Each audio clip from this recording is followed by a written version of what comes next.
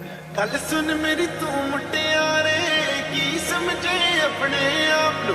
मेरे मगर तू की कर दी एह गल बस तू ही जानदी मैनू सिफाइयां पेश न कर अब कोलों थोड़ा जिहा तन सिख जा